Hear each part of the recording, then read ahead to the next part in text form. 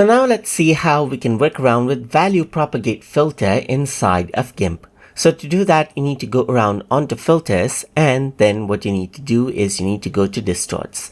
And over here you can see that Value Propagate is an option. So as soon as I apply it, you can see that more white is selected over here. And if I were to change around the threshold, you can see that you can see more white over here, just like this. You can go around and change around the threshold right here, and you can see that the dark areas right here actually changes out. You can change around the rate of the propagation as well. So over here you can see that there's two top right here. So if I were to go around and really zoom in, you can see the difference. So you can go around and see that it expands to the top. You can go around, expand it to the left right here. So you can see that it expands to the left. You can go around and expand it to the right, to the bottom right here, just like this, and so forth right here, just like this.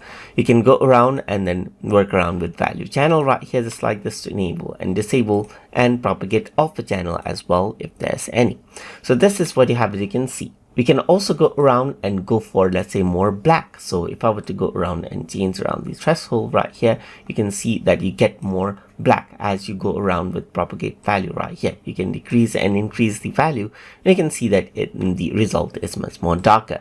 You can go for middle value to peaks as well, just like this, and you can see that the middle values right here, not dark or white, it actually smudges together over here, just like this, as you can see right here. So you can see that there's a subtle difference. What you can also do is you can go for colors to peak right here. So look, for example, this is the color. So you can go for black, or let's say, for example, this, and the dark areas right here, as you can see, are filled up with that particular color. So you can go around, increase out the threshold or decrease out the threshold right here. And then you can see that you can really go around and change it out.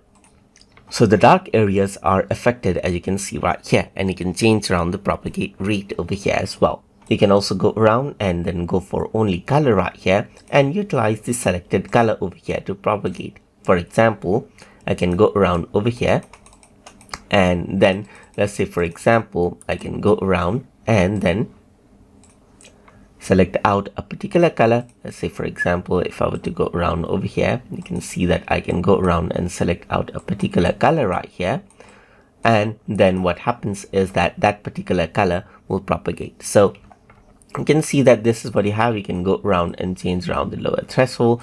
You can see very subtle changes over here.